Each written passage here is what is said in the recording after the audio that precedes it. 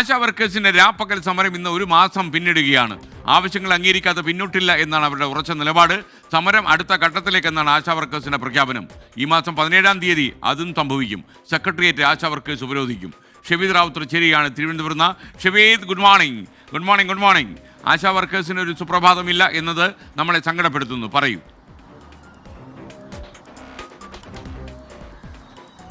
Very good morning. എസ്കൻ സൂചിപ്പിച്ചതുപോലെ തന്നെ അത്ര സന്തോഷമല്ല സമരപന്തലിലെ കാര്യങ്ങൾ എന്നുള്ളത് കഴിഞ്ഞ ദിവസങ്ങളിലൊക്കെ നമ്മൾ കണ്ടതാണ്. ഒരു പക്ഷേ ഈ കഴിഞ്ഞകാല കേരളത്തിന്റെ സമര ചരിത്രത്തിൽ ഇത്രയധികം നീണ്ടുപോയ അതല്ലെങ്കിൽ ഇത്രയധികം ശക്തമായൊരു സമരം വേറെ ഇല്ല എന്ന് തന്നെ പറയാം. കാരണം ഒരു സംഘടിത രാഷ്ട്രീയ പാർട്ടിയല്ല, പകരം ഒരു തൊഴിൽ സംഘടനയാണ്.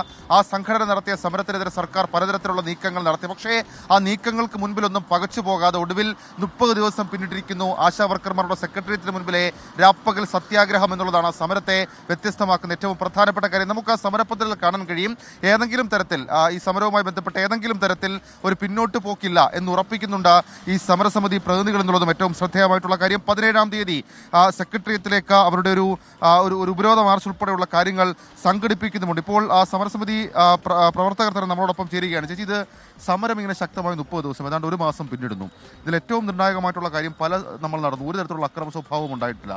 സർക്കാർ തള്ളിപ്പറയുകയാണ്. ഇന്നൊരു അവിശ്വാസ പ്രമേയ നോട്ടീസ് ഉൾപ്പെടെ സഭയിൽ വരുന്നുണ്ട്. അത് തെറ്റിദ്ധരിപ്പിച്ചു എന്നുള്ളതാണ് ആരോഗ്യമന്ത്രി ചില കണക്കുകൾ പറഞ്ഞ്. ഈ 17-ാം തീയതി സെക്രട്ടേറിയറ്റ് മാർച്ചിലെങ്കിലും നമുക്ക് പ്രതീക്ഷിക്കാൻ വല്ലതും ഉണ്ടാവുമോ? ഞങ്ങൾ അതിനു മുമ്പ് തന്നെ ഒരു സെറ്റിൽമെന്റ് ഉണ്ടാകണമെന്ന് ആഗ്രഹിച്ചും പ്രതീക്ഷിച്ചും ഇരിക്കുകയാണ്.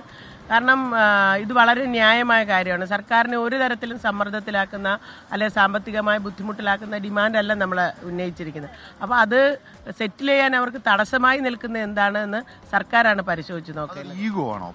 അങ്ങനെ തോന്നുന്നുണ്ട്. കാരണം എനിക്ക് അങ്ങനെയാണ് തോന്നുന്നത്. കഴിഞ്ഞ ദിവസങ്ങളിലൊക്കെ ഇത്രയും ദിവസമായി ഒരു സ്ത്രീ സമരമാണ്, വേണമെങ്കിൽ സെറ്റിൽ ചെയ്യാമായിരുന്നു. വേണമെങ്കിലെന്നല്ല, ഇത് സെറ്റിൽ ചെയ്യേണ്ടുന്ന വിഷയമാണ്. 232 രൂപയ്ക്ക് ഈ കേരളം പോലെ ഒരു സംസ്ഥാനത്ത് സ്ത്രീകൾ തൊഴിലെടുക്കുന്നു എന്ന് പറയുന്ന ഈ സർക്കാരിന് അപമാനമല്ലേ? അപ്പോൾ അത് വേണമെങ്കിലല്ല, തീർച്ചയായിട്ടും സെറ്റിൽ ചെയ്യേണ്ടുന്ന വിഷയമാണ്.